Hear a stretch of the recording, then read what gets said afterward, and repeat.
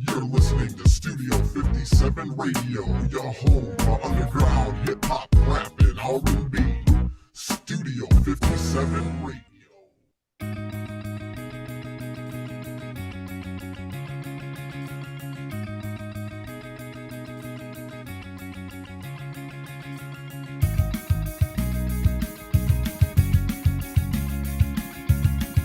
Rebels, rebels, rebels, we finally did it. We finally came through for y'all. I hope you're feeling the love. And maybe we'll be better. We can continue this week. I doubt it. But anyway, lots to get into.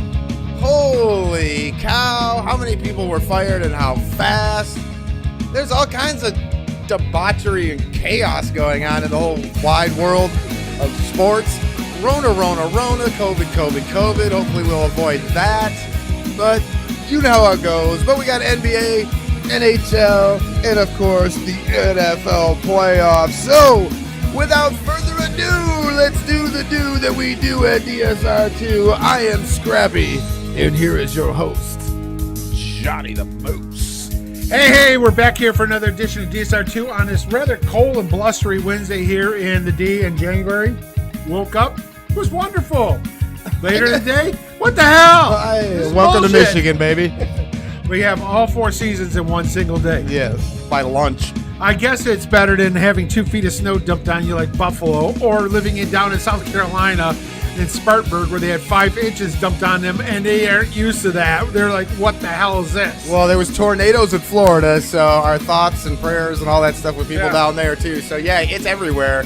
It could be worse. Yes, but I'll take a little bit of cold weather, and that's about it. We got lots here to talk about, as we said. Yes, thank you. It only took the entire regular season, and we finally got it right for the postseason. 6 for 6 in our pick'ems. Baby, coming up clutch when it means the most, baby. That's what it's all about. The only thing we're pissed about is we didn't go downtown and throw a parlay on this mother, because we would have killed it. We would have killed it. Welcome to the new look DSR2 here at Studio 57. getting updated graphics and just a different look. So be looking forward to that as the weeks progress. It's, new year, new things. And I hope you guys enjoy. Give us a positive, negative feedback, whatever you want. Feel free to do that. We're on social media, Studio 57 Radio across the board, Facebook, YouTube. Always great places to find us. Stitcher, Spreaker, TuneIn, all that fun stuff.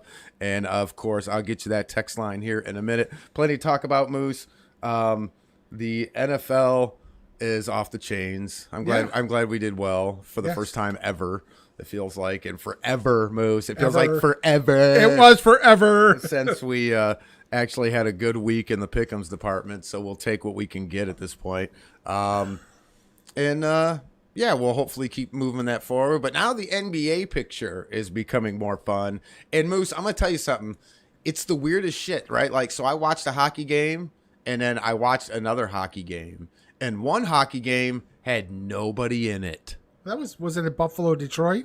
And then, no, it wasn't a Detroit game. I can't remember. It was Ottawa. That was Monday. They only had 4,000 people show up for that game because they had, 2 feet of snow being dumped on them at that moment. No. Guess who the fans that showed up were?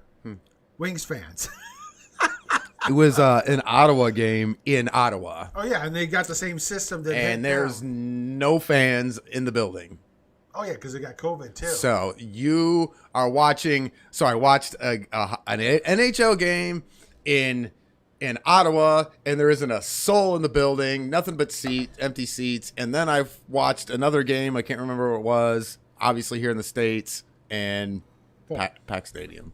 So wild watch. Yes. Nothing to say the least, but I think we kind of get more into the NHL as things kind of get rolling forward, but that's picking up steam as well. But I think so. I think we got plenty of stuff to get into. And guys, what happened to the ACC in college basketball, y'all? Where you at now? Y'all hanging out with the Cowboys fans? Because I don't hear nothing from none yas. Duke's the only team ranked in the ACC. The ACC. Ouch! Where you at? Yeah. Where's the Blue Bloods at? Same thing. Where them boys at? What'd we tell you was going to happen to them boys? So we're going to have some fun. We didn't take it easy on y'all Dallas fans on social media either. So, and Nunez, crickets. I love the tough talk. Well, before you do anything, you saw the cycle of the Cowboy fans' life posted on our social media page. You guys do these things, and it's so funny. And you're not okay. I'm going to tell you right now, we talk about the worst fan bases and the best fan bases and all that, and Philly is probably at the top of the worst, right? Right, because they're animals. But these guys have got, and the Buckeyes are up there, but Dallas fans have got to be the most insufferable. Oh, delusional. I mean, just listening to the vomit that falls out of their face hole, it's just so silly. Yeah. And we have it here. Don't get it twisted. When you listen to Detroit fans talk about shit, it's just as delusional. The only difference is we have gotten past the delusion of ever winning anything, right? Y'all still think you're like a contender. That hasn't happened in 26 years. Yeah, I was going to say 2.5 decades, okay? So you don't, but they still hide in it. But we never had that, so we don't even have that to hold on to. Hey, here's a little thing on here, a little tidbit. So it's been 31 years since the Lions have gone to a NFC championship game. Okay. It's been 26 years since the Cowboys have done it. They're not. They're not that far off. Y'all don't want it. I saw another one. It was the star, the Dallas Cowboy star, and it says it's not a ranking, or it's not a logo, it's a ranking. 1 star. 1 star. And it had like 4 next to it that were blank. And then Jerry was getting ripped on the stadium because the sun's coming right through the glass. And they're like, why would you build a stadium going that way with this big glass wall? Because he's a mean man. When he was a little kid, he burnt ants with a magnifying glass, and he wanted to burn the competition with this magnifying glass. Problem is, it was who had the ball and his guys. and the sun in their eyes. Oh my God! So yeah, I mean, and of course, the Cowboy fans. Oh, we're getting screwed over by the refs. I'm done really? with that. Oh, really? Stop. You're gonna come bitch to the Detroit fans about being screwed over by the refs? Yeah. Really? Let's Come go on, back man. there with the ref didn't throw pick sixes and shit. Yeah. And you know what I mean? Didn't throw the interceptions. Don't give me that. What about the whole Calvin? Oh, it's not a pass. It's not pass interference. Or the fact that when, dude, you are supposed to be one of the top 5 or 10 quarterbacks in the league. You need to know to hand the mother effing ball over to the ref. Y'all called the play when you didn't have enough time to call the play. Yes. Like, all y'all, what are you talking about? You can blame the ref all you want. Your fat ass center got in the way and had the ball in his hand. Right. Why has he got the ball? You absolutely know every single time that umpire's got to touch the goddamn ball. You know that. That's in the rule book. That's part of what you do. You didn't do it. You screwed up. Y'all, it was a collective shitting of the bed by all of you. Then they're trying to basically use a video clip from earlier in the season when Frisco was playing Arizona, or last year, and Larry Fitzgerald gets a patch and the time's running out. He runs over, hands the ball to the centers, who immediately hands it right to the ref so you can set it, right, and then get that last play off and win the game. Right. So it's simple, and you should know all that. First of all, when you have no timeouts, why are you running a quarterback draw up the middle? I know. Or you know what? Get us 10 yards, slide, get in there, spike the ball, you get one shot. I know. But when you go for that extra 5 yards, guess how many more seconds that's ticking off? I know your boy's a candidate for like a head coaching job, but no. And I know McCarthy had to green light that shit, but McCarthy didn't call it. No. Homeboy called that. Kellen Moore. I almost called him Helen Keller. Well, he had been blind to run that play. Yeah. The way he called that game, yeah. So I mean, he ain't ready. He ain't ready. And Dan Quinn's gonna bounce. And do this. You guys aren't going to get better from here. No, it'll be terrible. It'll be worse. So you know, it is what it is. It's as much as things change, they always stay the same. It's the same as it ever was. You are what we thought you were. Whatever. Like we called it. I could do sports quotes or hip hop quotes. What do you want? I mean, I'll give them all to you. Yeah, we called that game on. We said Frisco's going to win that damn game. Yeah, we called it, and they were not doing well. From they're lucky Bosa got hurt because it wouldn't even came down to it. They would have lost by double digits. Well, that's my whole thing. San Francisco was not winning the war of attrition this year. It's not like they were a healthy team out there. No. So they put it to you. And like you said, if Bosa doesn't go out, it could have been worse. Yeah. You were up 17-0. Yeah. Weren't they up 17-0? And then they kind of started to. But I mean, that could have got away from them quick. Yeah, Bosa gets hit and gets a brain injury. Probably was a concussion, and he's on the protocol. But they expect him back this week. But yeah, if Bosa doesn't get hurt, I don't think it even comes down to that. I think they win by 10 points. Right. So it's just one of those. Dude, you lost to a team basically with a quarterback who's got torn ligaments in his throwing hand. Yep. They're on their third string running back, and you still couldn't stop them. Nope. And it's not like offense is their thing. No. They run the ball better than anybody else in the league. They run the ball. They play defense. They get turnovers. And they have a head coach that basically will get creative with the play calling. Yeah. Yeah. But that's what they do. They manufacture kind of offense, right? Right. They'll do what they have to do with getting whether Deebo Samuel will be running the ball out of sweeps or whatever. They get him lined up. But yeah. It just looks under. He looks at it when Mike Shanahan was the head coach of the Washington football team.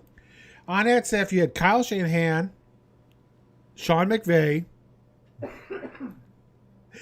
and Matt LaFleur. That's insane. We're all on that squad, there as assistant coaches. Yeah, that's insane. That's a great, and that's what is so underrated about what goes on. All these coaches that get all this praise are they're just managing their squad, right? Like they hired all the right cats. Right. And so like there's some cats that have it, some cats that don't. You usually find out pretty quick who has it and who doesn't for the most part. So that's why we've seen the war of attrition when it comes to head coaches, which we'll get to here in a minute after we get to some of these games.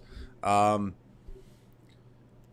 kind of surprised in that McCarthy's not on a hotter seat than he is. He should be on a hot seat. I would get rid of him versus getting rid of the what's his name over in Vegas for the Raiders.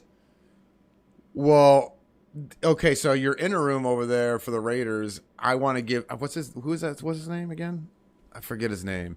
It's Velocity or something like that. Yeah, it's like an Italian name or something, isn't it? Something. Yeah. Anyway, these guys basically will play for him. I need to know his effing name because he did a hell of a job. It's not even about like their ultimate outcome. It's all the crap that they put up with. And he's Biasia. So he pulled that team together with all that crazy nonsense. Yes. And was more successful than the guy you gave $1 million, $10 million, $100 million contract to, or whatever the hell. And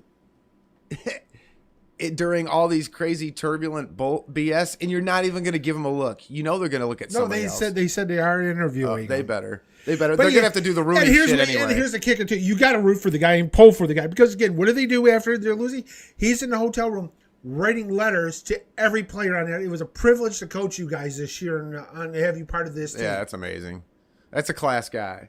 And if I'm looking for a head coach, I'm looking at him over anybody else right now. Almost it looks like he should be getting a. To me, he should get a nod. I think that this shouldn't go unnoticed for sure. I just think when he does what he did, and this to me, that story aside, I already know he's that kind of a guy because I saw how those guys played for him, and they didn't play for Gruden like that. No. And it's been a mess. We see the same thing how guys play for a coach here. Yeah, yes. So they're obviously have more talent wise and they make the playoffs and that. But yeah, I mean it's the same scenario where you got coaches of these guys will play for. So they'll run through a wall for. So what we'll do is you give this guy a shot. You know what I'm saying? So but it's also one of those things with the Raiders, what do you do? There's lots of openings. Is there a big name splash? A coach that you want that you can get your hands on, I get it. But I don't know if there's that guy out there. So I don't know why not just give him a shot, follow through with the Rooney rule, maybe do your due diligence. But, this guy should get a shot somewhere. Yes. If it's not with not with Vegas, then definitely with somebody else. They're looking for a new general manager because they fired Mayock. Well, yeah. Well, I heard it was like if you hear what was really going on there, he was a train wreck. Oh, dude, he was lazier than anything. It was all the assistant coaches, and the guys working in the front office, and all the scouts that were doing all the work. Absolutely. I knew that going in because he has a reputation with his lack of work ethic in his television career. Right. So what I think he was all of a sudden going to start hustling as an executive when he's got to do all this stuff for a league. Like, I already know. Like, so what, man, look, Mike Mayock may be able to say nifty things, but come on, man. I don't know. I've always been able to see through that stuff with him. He's never been anything to me. So I always thought this was going to be a train wreck from Jump Street. You're going to put Gruden and match it up with that dude? Oh, gosh. And you look how they drafted.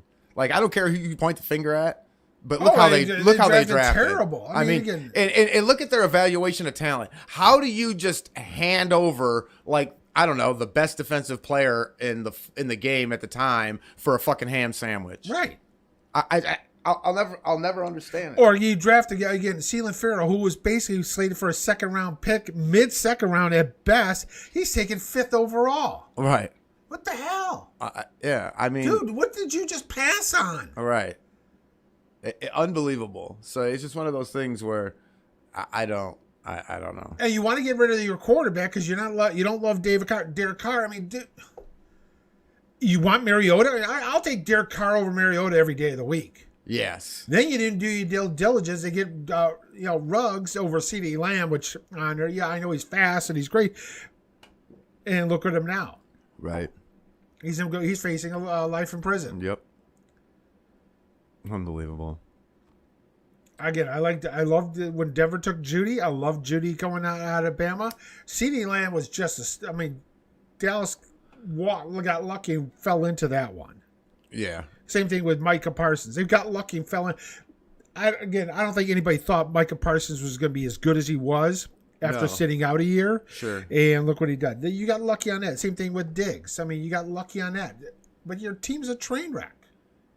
Yeah, but I mean, you have talent on there, but what the hell's the coach? Mike McCarthy should be fired on there. I mean, everybody should be cleaned house over that stupid call. This is the thing. And Moose, I'm just going to be steadfast with what we talk about here all the time. Shit rolls downhill. They've changed coaches. They've changed players. They've changed everything. They've changed executives. Who have they not changed? Well, it's the ownership. Bam! So who do you think he's going to bring in? Another clown. Oh, of course he is, because he's not his father. That place is always going to be that way. It's never going to change. Right. That's why Dallas fans have to get on the Lions bandwagon and understand. Anybody with a haircut like that, I'm not letting them make judgment calls for the team-wise on there. There's got to be some sort of consortium on there. Like, hey, Prince Valiant, go just sit in the suite and drink your damn club soda or whatever you're drinking on there and just let us handle this. He is not his father on it. Al wouldn't have put up with any of that crap. So it's just one of those things, man. When you have a circus sideshow like that, you're going to always, it's not going to change. So I don't know what to say, until you, Yeah, Dallas I'm surprised. I'm surprised McCarthy still got a job on that one. Look at Kingsbury and the Cardinals against the Rams. Well, let's take Kingsbury as we're whipping around the NFL, guys. Thanks for hanging out. I'll get the text line up here in a minute. As you look at his career through a microscope, this goes back to Texas Tech, dude. Oh, yeah. He's never had a winning season at Texas Tech. Just look at it. At the tail end of his every season, at the back end, they're done. Right. Every season, everywhere he goes, they burn out. They just smoke right out. Every time. It doesn't matter if he's in college, doesn't matter in the pros, doesn't matter. This is what he does. This is going to be before. I don't know how long it goes before you just say he is what he is. I mean, I don't know if this changes. I don't know. I don't know if it, but it hasn't. If you look under a microscope here, this is the Kingsbury thing. Yeah, if he's not on the hot seat, he should be, especially on there. You know what? You have a year to figure this out and fix it. Otherwise, you know what? We're moving on. But yeah, I mean, Kyler Murray basically trying to run around there, running for his life in the end zone. He just kind of throws it up. I'm like, what the hell? That was amazing. Well, you can't put that on the coach, but that was amazing.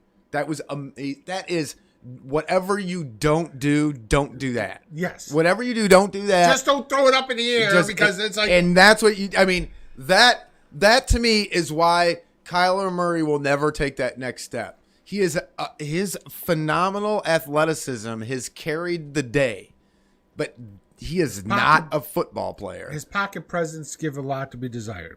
To me, look, he could probably play another position. And I don't want to say he's not a football player because he's probably one of the greatest athletes on the planet. In the top 100. I mean, you see the way this guy moves and does stuff. Like he could probably be a better, more effective player at another position. And I don't want to go into this whole, he's a black quarterback, mobile quarterback. Nah, dude, it's decision making. It's presence. It's what he's good at. It's all of those things. It has nothing to do with all that other shit. To me, it's he doesn't have that thing that quarterbacks have. And he's definitely doesn't have a pocket presence. No, he doesn't have that internal clock on there. And he doesn't have this understanding of defensive coverages and how they like disguise schemes.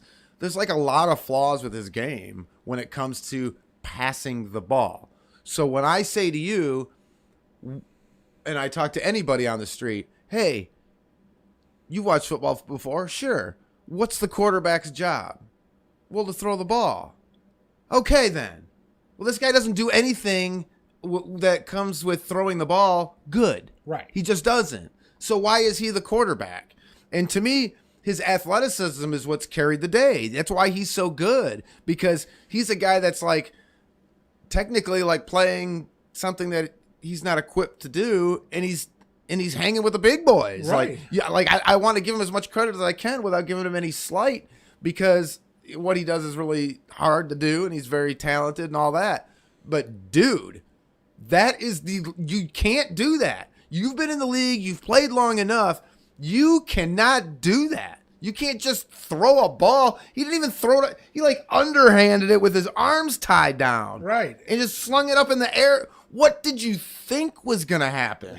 He was kind of open and somebody wouldn't catch it. I was like, oh, it's going to be a safety. And then I'm like, no, it's going to be an interception. And he hadn't even thrown it yet, because I seen him trying to throw his arm up. And I'm like, oh, that's picked off. And it's like up in the air, and this dude just kind of runs up under it. David Long runs right under and on it. I'm thinking, just make sure it don't hit the ground. And he kind of caught that and just two steps in right in the end zone. I'm like, man, I saw that coming a mile away. I'm like, don't throw it. And he threw it. I'm like, don't throw it. The wife's in the office going, what are you talking? Are you talking to the TV again? Yes, I'm talking to the TV again. I'm a madman over here. Yeah. But yeah, it's just unflippin' believable, kind of what you're seeing with that play. So that just didn't help anything to me. It's but that's not on the coach. But the coaching situation is not a good one there, dude. There's no two ways about that. They weren't the same since the Lions beat them. Maybe the Lions broke them. Well, wouldn't that break your spirit? I mean, other than the Texans, I mean, and maybe the Jags. Yes. But at least the Jags have what we're hoping will be a competent quarterback in this league. Yeah, we hope so on that. Yeah, hopefully they'll get the next go. But yeah, if we look at that, Rams beat up on the Cardinals on that one. Yeah, I mean, it was Stafford finally gets his first playoff victory. Hey, baby, I look. This is the whole thing with Stafford and in this situation. If he doesn't turn over the ball, I don't know who stops him. No, he's his own worst enemy. Yeah, so that's if anybody's gonna have a beef with him, is that he's got. But understand, he's got the Brett Favre syndrome. He's got so much confidence in that arm that he makes it under. So and he's very much a Brett Favre player. Whether you like it or not, dude, he is kind of, his era's Brett Favre. And he plays that way, and you're going to have that interception rate. Brett Favre won a Super Bowl, so let's not get it twisted. He won one, went to two. Yeah, so let's not get it twisted. I had, in our stupid, preseason, prediction goofiness show that we did, I had them representing. So right now with everybody back healthy, like, I mean, Cooper Kupp wasn't even necessary, and they undressed him. Yes. And Cooper Kupp was like, just a couple of catches and I'll be fine. Yeah. And Odell showed up for the first time ever. Yeah. When has he ever made a catch in the playoffs? Never. First catch in the playoffs right now. It was a great catch. Yes. That touchdown. Yeah, the touchdown. Look at the touch on that ball. Yeah. Y'all didn't watch that? He's got that touch on that ball too. So, like, Stafford can make all the throws. He's got to just not do the gunslinger thing. Yeah, what's funny is, because since Odell gets the Rams, he's so far being a good so because he knows, too. It's like, I'm playing for a contract or whatever. Right. But, yeah, he's listening to honor, with it. But, yeah, you look at the difference between the Rams and the Cardinals. I mean, look at every side of the ball. Look at all the meaningful positions. Yeah. I mean, they're just loaded. Yes. Offense, defense, running game. I mean, granted, they had to bring a 35-year-old safety in and come off retirement down there, but they'll be fine. Cam Akers being back for that team makes that team totally different. Right. Gives them another explosive weapon. Because we saw what Cam Akers did last year. Well, you have that two-headed monster there with that offense, and you've got two very capable wide receivers with a quarterback that will throw it to everybody. And now you got a two-headed monster with running back. That's now. what I was talking about. Yeah. And you got a great defensive line and secondary and everything. The pass rusher, Darnold's playing well. Like, your pass rush is good. Like, when they sent him, it was on, baby. I mean, when they sent him, yes. I mean, it was like a jailbreak, man. Like, so I just Aaron Donald's a bad man. Oh yeah. And when you got to contend with that, it makes everybody else so much better on that line. So like and everybody is very. It's just and the McVay thing is there's something to it. I mean, he's got them guys playing. He was outstanding on his challenges. Yeah. Oh, they were great challenge. Yeah, he was 2-0, man. That first half on there with it. So I mean, to me, they were playing. They played a perfect game for the most part, and if they can continue that momentum or even play close to that, I don't see why they don't represent. No, they could, obviously. We'll see what happens on there this weekend. Still got some games to play. We'll make some pick 'ems They go later. to Tampa Bay. They play the Buccaneers. Buccaneers take care of the Eagles. They win that 131-15. And trust me, that game wasn't even that close. No. That game was 31-0. Yeah. 15 points in the fourth quarter when you're down by 31 points. I mean, it's a prevent defense. Those are garbage. Yeah, the defense doesn't care on it. Yeah. Philly better figure something out because Jalen Hurts is not a viable NFL quarterback. They don't agree with you. They're running with him again next year. They're going Jalen Hurts, and that's what they're going to do. Draft another wide receiver that's not a first round pick in the first round. Who knows? Maybe. I mean, I get part of the strategy and the point that there isn't a quarterback to draw this year, really. So what are you going to do? Let's just run it back. I mean, it's not like, look, if winning 9 games gets you in the playoff and keeps your job till you can hopefully do something better, then maybe you build a team a little bit since there isn't a quarterback to pick. Yeah. So I understand the philosophy. Do I think that they're doing that or they'll be successful with it? Oh, hell no. Oh, hell to the no. Because they can't pick a receiver. I mean, Devontae Smith is all right, but the last 5 receivers they've taken in the draft on there, you can go all the way to Nelson Aguilar. They've been terrible. Yeah. When your best receiver is your tight ends because you hit on both Goddard and Ertz on those ones. Well, think about that too. If you have that and you add receivers and you got a running and you build all this stuff around, a quarterback like that, you can get some stuff done. It's just, and then all you got to do is when the right guy comes, plug him in. It's kind of like. Almost like Denver when they plugged in Peyton Manning. Yeah, because he was already there. Yeah. You had everybody in place. All you needed was a quarterback. That you had a great defense. You had a good running game. You had great receivers. Sure. All you needed was a quarterback. So, but I don't think they're going to do that. I just they don't have everything on there. They don't. So I just don't see them being able to do that. Speaking of Tampa Bay and everything with it, yeah, you'll get a kick on this. Sluggo himself, Scottie Pippen is obviously hitting the crack pipe again. Yeah, of course. Because now he's saying Tom Brady's not the greatest quarterback of all time. And does he play both sides of the ball? Does he play multiple positions on there? And he's got to do that to be considered the GOAT. Joe Montana is better than he is. He's never lost a Super Bowl. Oh, my God. I'm like, dude, Brady's been to 10 Super Bowls and won 7 of them. Right. He literally has 3 more rings than Joe Montana. Yes. He's got twice as many yards passing in the postseason as Joe Montana. He has more wins. He is, 4th all-time for wins in the postseason? Yes.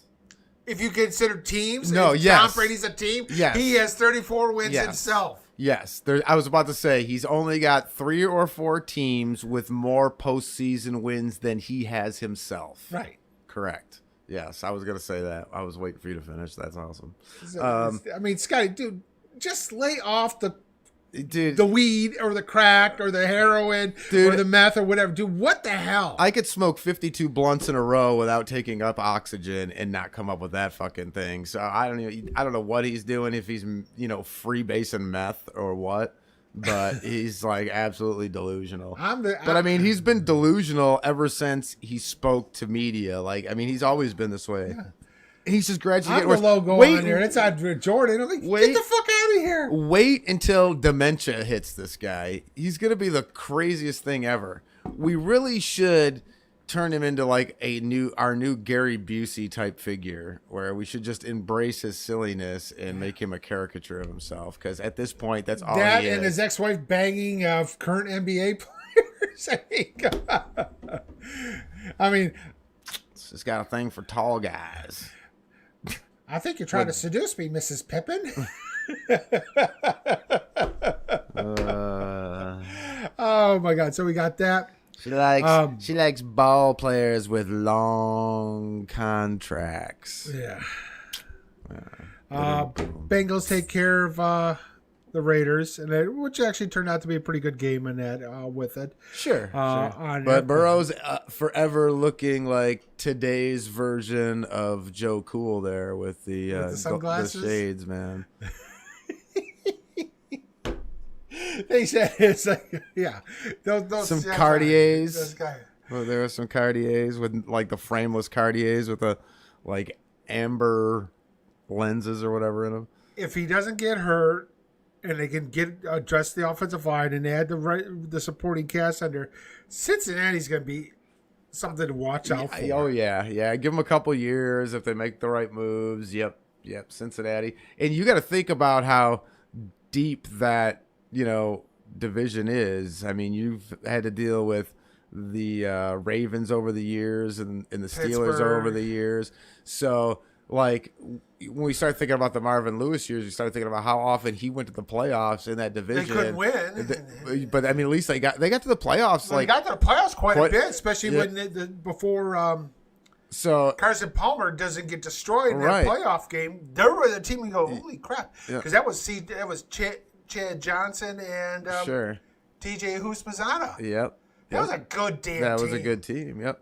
So, but once again, I think they're kind of on track to get back to that, and they could take advantage of a Pittsburgh team that doesn't have a quarterback and a Baltimore team that's still missing pieces, and Pittsburgh's going to be terrible for a while.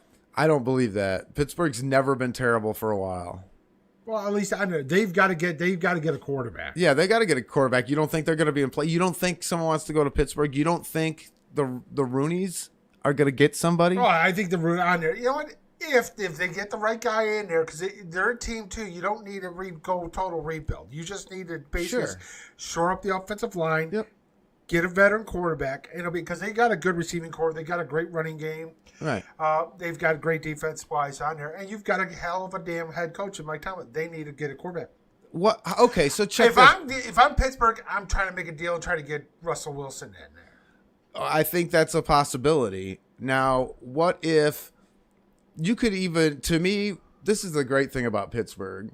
They are fully in play for anybody that wants. Any of the big names that are going to be available, right? Yeah. Because we believe that you'll probably have Aaron Rodgers put his toe out there.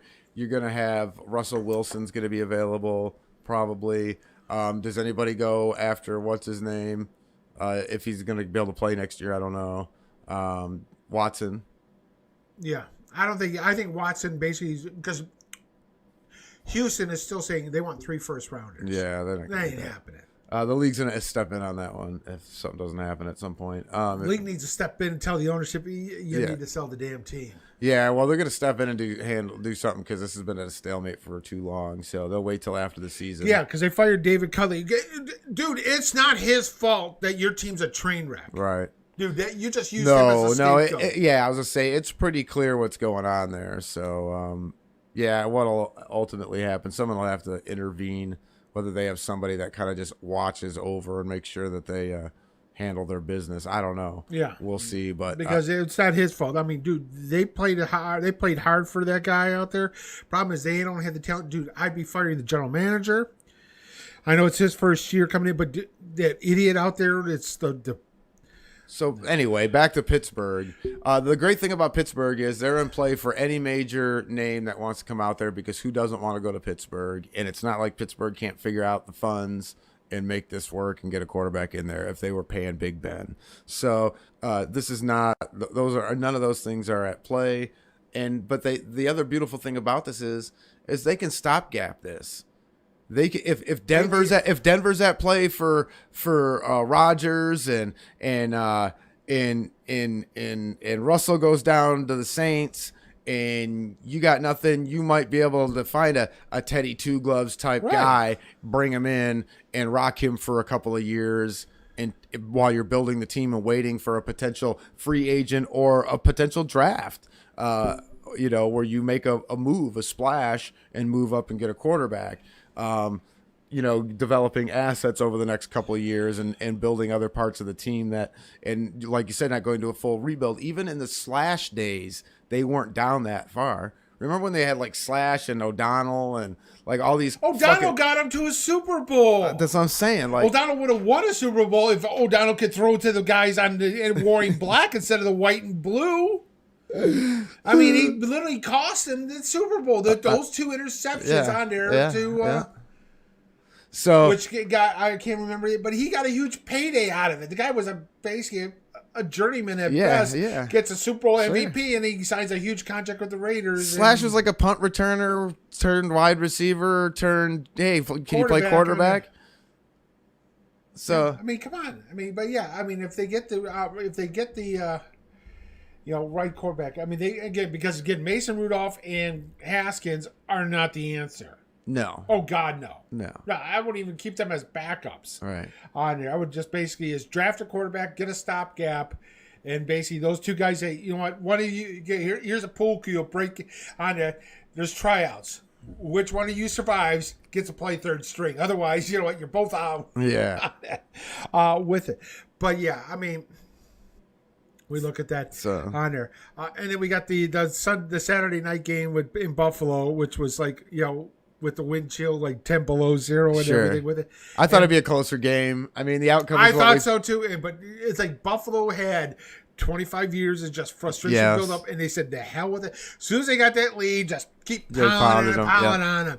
Yeah, what? We're up by 4. What? We're up by 5 touchdowns. Fuck it. Score again. Yeah, just score again. Throw it, catch it. Score again. And I love the fact that Ryan Fitzpatrick buys a ticket, goes to the game, sits in the stands, rips his shirt off, dude. Woo! I'm Buffalo, baby. That's funny. That's awesome. But yeah, Bills Mafia, great to see it on there. And again, of a fan base out there, you gotta have. I mean, they were jumping through tables at noon there. That was just ridiculous. So, yeah. I mean, they took. Yeah, that's what they do. Man. Out to the woodshed, just a down bit. Yeah. We may not be here again, but we're taking everything out on you now. Well, to me, now people want to kill Bill Belichick and all this stuff, but to me, it just goes to show you how well coached up that team was to get that far. Yes, because they're a year ahead of schedule. They had no business being in the playoffs, playing against these teams, and so the fact that they played as well as they did and got themselves to the playoffs and had I mean, it is what it is. So, like you said, they're kind of ahead of schedule progress wise, and I can't be mad at it. They had an alpha, a true number one receiver on there. That team could be really good. Yep.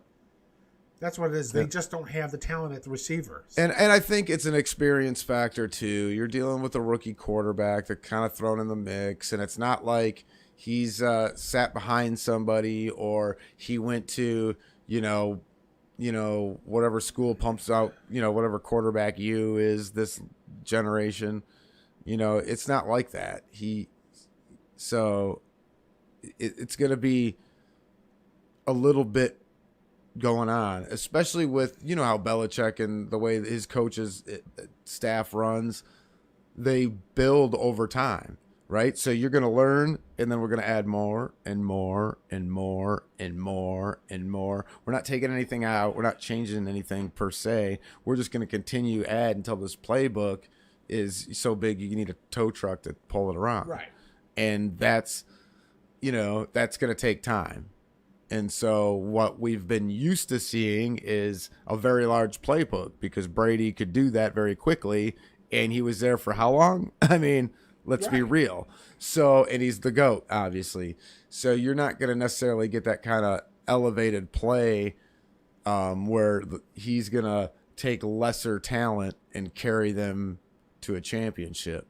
But with experience, you might be able to get a little touch of that. And that goes a long way with a team when you've got time to kind of build it. And so they're in a full-on rebuild, and they didn't even miss the playoffs. No. I mean, if you really think about it, yeah. And they come back Right, this year, and then and they they come were back. fighting for a division championship till the very end. Right. Well, and they missed a playoff year where it was pretty inconsequential, right? Because Brady won that championship with nobody in the building. Like he was, they weren't worried about. There was no hostile environments for that season. No. There was none of that stuff going on. So it's different. So we'll see. We'll see how it goes. But Yeah. And as we said, Pittsburgh, the Chiefs taking them on there, and again, they won by 3 touchdowns. Even that game wasn't as close as on there. no, Mahomes is just carving them up. They couldn't stop Casey at all. No, not really. And they just Big Ben's was just the show. I mean, just an absolute. It is, show. yeah. It is what it is. It was one of those things where they hadn't quite figured out what they were going to do with the quarterback situation. Ben was like, "I'll come back next year." They're like, "All right, well, we'll ride with it," and so they're going to have, like I said, that's what leads me to believe that they're going to probably do a stopgap type scenario, and then move on once they get the right piece, pull the trigger. But it is what it is. He had how many years in the league, and he took he took all these hits and a lot of lower like limb hits, and he's never was the most agile guy, and he just turned into a tree essentially. And then your arm starts to not be able to carry the day as much anymore, and it is what it is. How many years is he in the league? 17 years? 16 years? Yeah. So, yeah, I don't know. So, Pittsburgh will be turning the page. They might miss a playoff. They might do a New England and maybe miss a year once narrowly, but I don't see them falling off real bad. They just never seem to do it.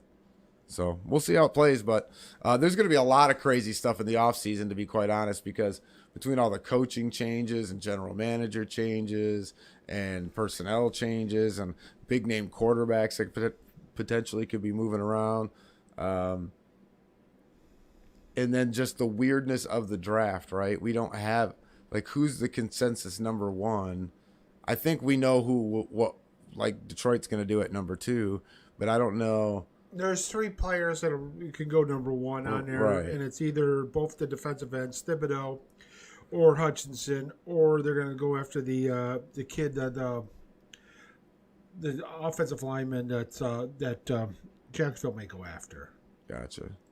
So it's I think it's just one of those drafts that's going to be a little bit different, right? There's not that everybody trying to like reach for a quarterback early, and you watch all these quarterbacks go off the board early, and these position players move to all these crazy spots. It's going to be a different kind of draft, I think, than we've seen over the last couple of drafts. So you put all that together, and once we get through this postseason, the offseason is going to be, I think, going to be just as exciting for the first time in a minute, because it's been pretty. Feels like kind of, I don't know, I don't want to say stale or stagnant, but the off seasons the last couple of years just don't feel like anything real crazy. No. But I think this year could be totally different, for sure. Like I said, between coaches, general managers, and the thing and is, big this name year, since quarterbacks. the Lions get 2 first-round draft picks, our draft shall go a little bit later than normal. Because the Lions will be picking anywhere from 25 to 32. Yeah, yeah, depending. Yeah. Well, I told you, I figured they're going to be picking pretty high, pretty low in the rounds, late in the rounds. So, it is what it is. We'll see how that goes, but. Now let's hope. Again, Jacksonville wants to take Neal and Evan Neal out of Alabama, and then. Hopefully, the Jets or the Giants have a total brain fade and call us up and say, well, we want the number 2 on there. We'll give you our 4th and 10 or our 5 and 7 for your 2. Okay. Thank you. And the lead bill will be that much better. It's so much fun to Because do. otherwise I'll have 3 first. Sure, it's always fun to do the fantasy booking like this. Yes. You know, 4 draft picks in the top 34 picks. It'd be awesome. Oh, sorry.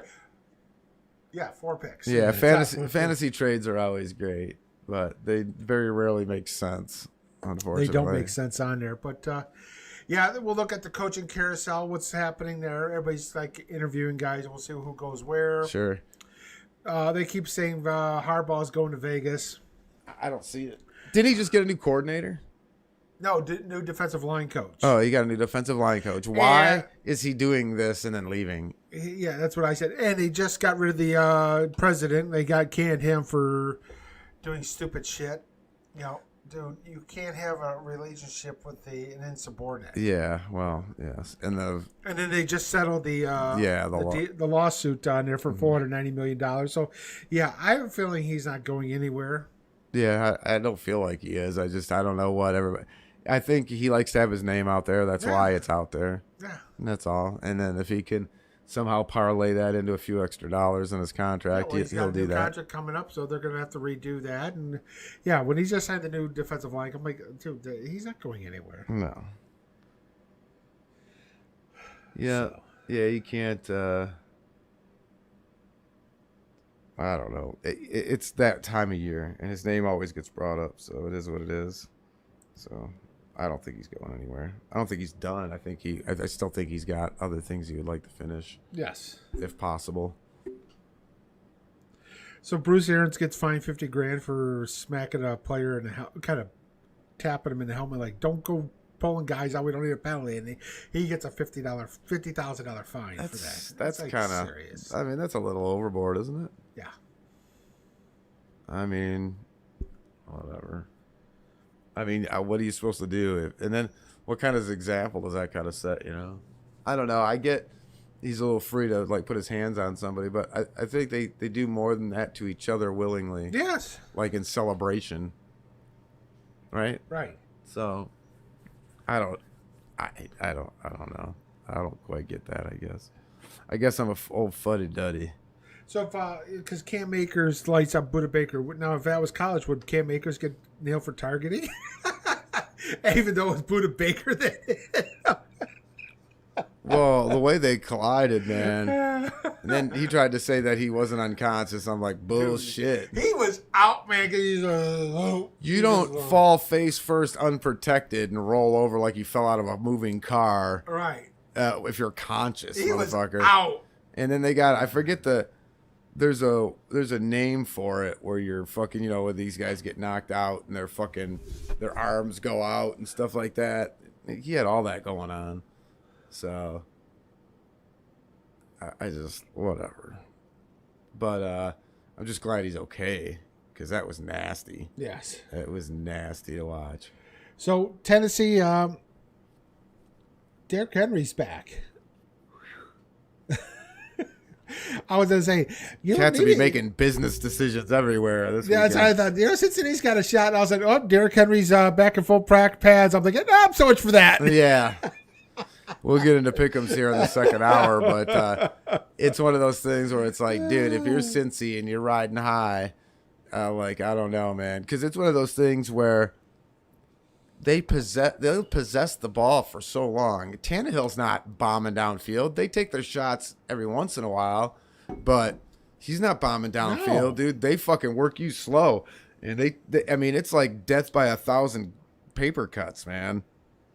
And that Burrow's going to be sitting on the sidelines in them goddamn glasses smoking cigars because he's not going to be able to even get on the field. Because they're not going to stop. They're going to run the ball they're going to run 8-minute drives. You know, Derrick Henry was like 4th in the NFL. I want to say he was like 4th in rushing, and he hadn't even played half a season. I know. And this is the thing. I think everybody kind of takes out of this stuff. And this is the thing about Akers as well.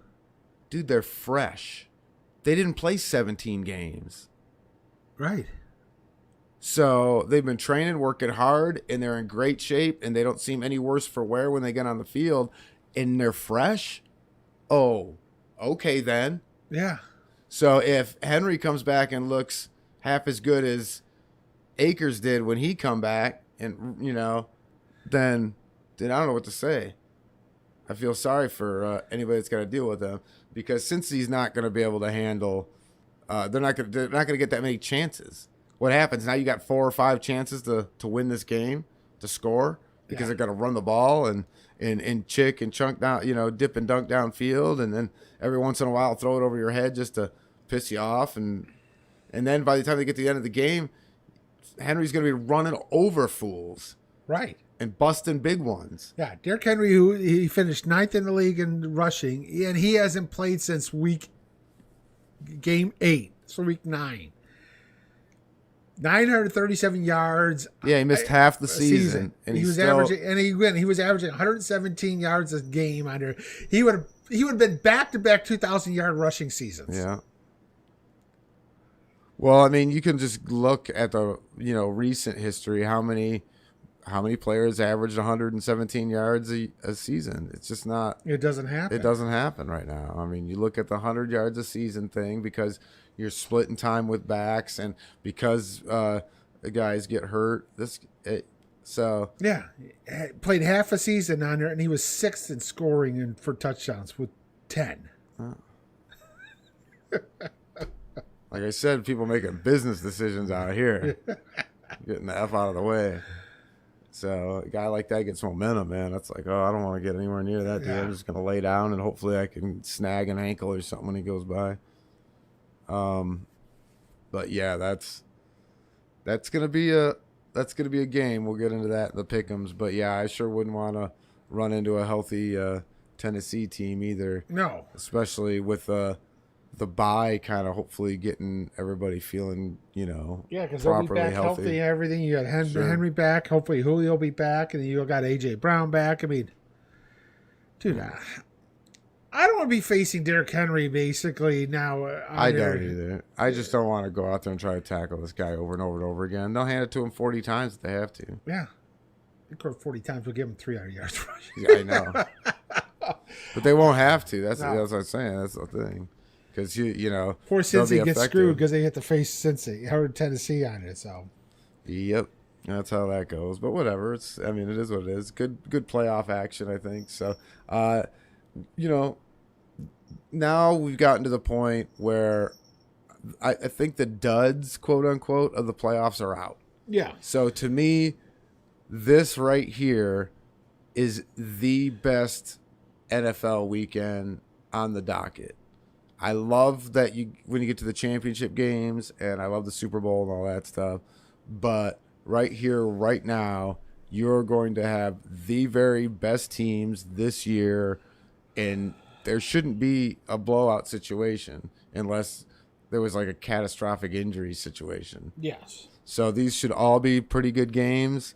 If not, we should have some great games mixed in here too. So let's say you have one or two really, really good games, and then you got a couple other that are pretty good games. That's a hell of a weekend when you're talking about the highest level teams, all the best teams playing each other. And so this to me is it. This weekend coming up. So it'll be fun getting into our pick'ems, which we'll do a little bit. We got NHL action is starting to unfold in NBA.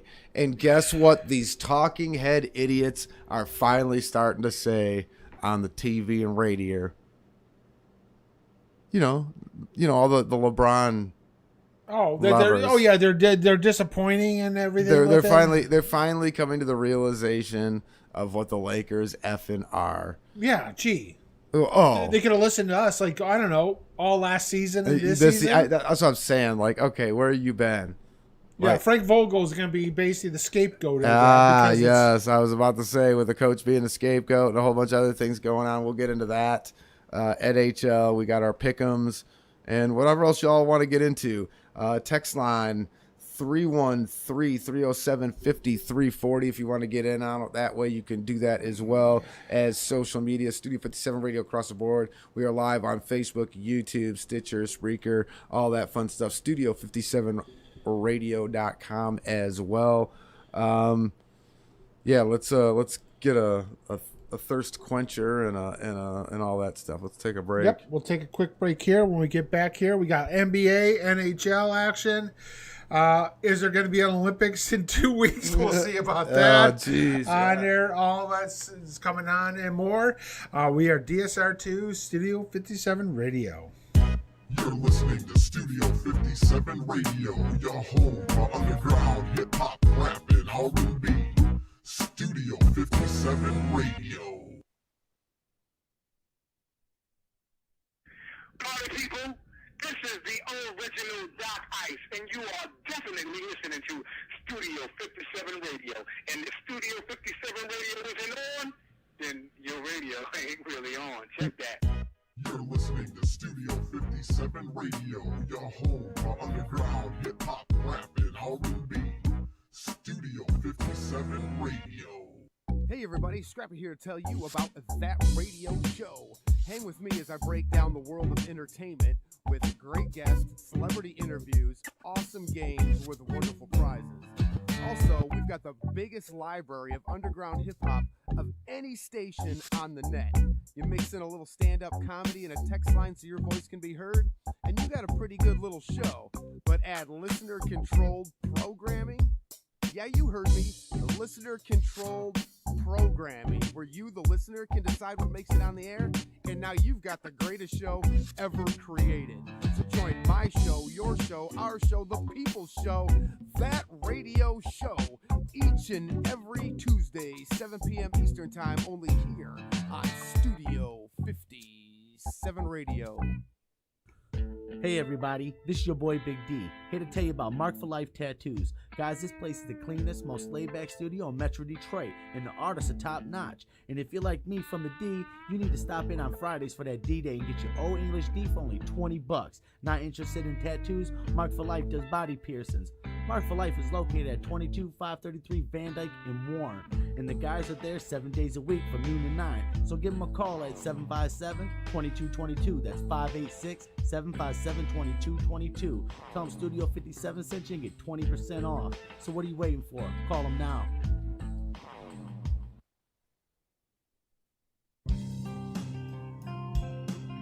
Hey everybody, Smokey here to tell you about Allstate Tire.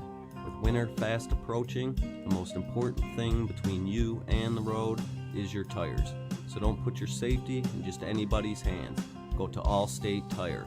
With new and quality used tires available, you can trust Allstate Tire for all your tire needs. You can visit them at 14208 9 Mile Road in Warren, or give them a call at 586-779-8759. Allstate Tire, your source for quality new and used tires. What's happening, everybody? Scrappy here to tell you about Love and Life Club. Love and Life Club is a social networking club that's located at 19960 James Cousins. That's the Lodge Service Drive between 7 and 8 Mile Road in the D. You need to stop in for $5 Fridays for great music, food, and drinks. I personally recommend the chicken. Love and Life Club is also available for rental for bachelor parties, wedding receptions, or any party for that matter. For more information, log on to www.loveandlifeclub.com. That's loveandlifeclub.com, or call D at 313-999-2824. That's 313-999-2824. That's Love and Life Club. If you're loving life, you need to be in the club. We are taking over this broadcast for the ultimate underground. Studio 57 Radio Original. You know when you hear that sound, you're gonna have a good time.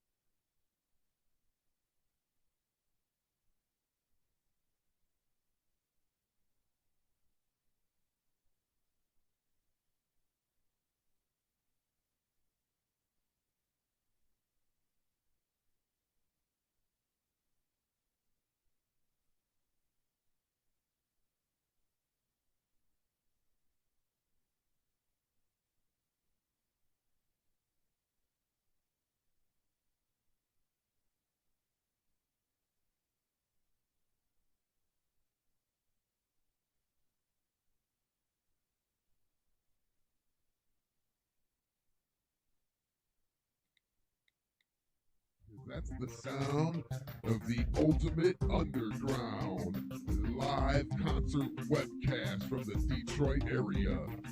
We go to the most famous, or should I say, infamous venues in the D and bring the underground music scene from the streets to your computer like nobody else can. There's only one catch. You never know when and where the Ultimate Underground is going to take over a broadcast. So you need to stay tuned to Studio 57 Radio all day, every day for clues on when and where the next Ultimate Underground may happen. Now there's no other station on the net that's going to give you this live webcast of some of the hottest artists in the D. That's the Ultimate Underground live on your home for hip-hop, rock and metal, Studio 57 Radio, baby. Goodbye.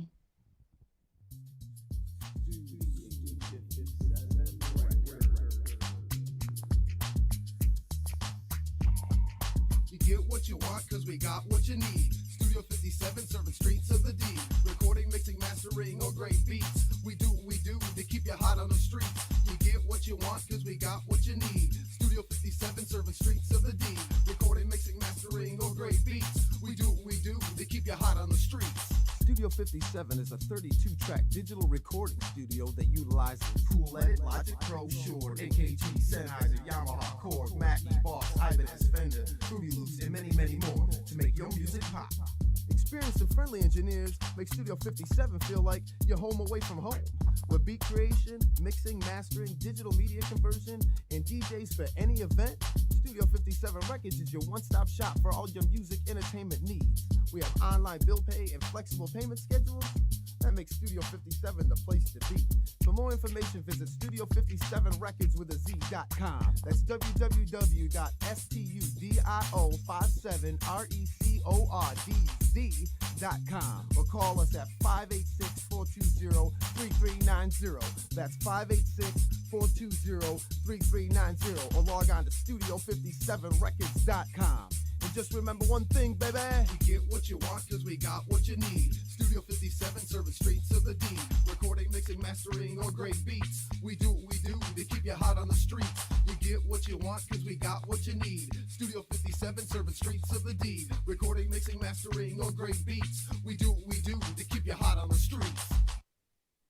Party people, this is the original Doc Ice, and you are definitely listening to Studio 57 Radio. And if Studio 57 Radio isn't on, then your radio ain't really on. Check that.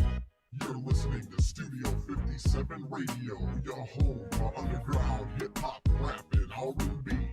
Studio 57 Radio.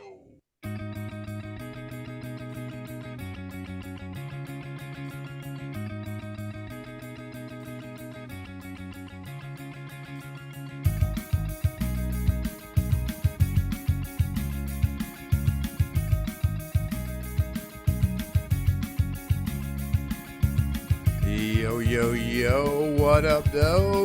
Rebels, how y'all living?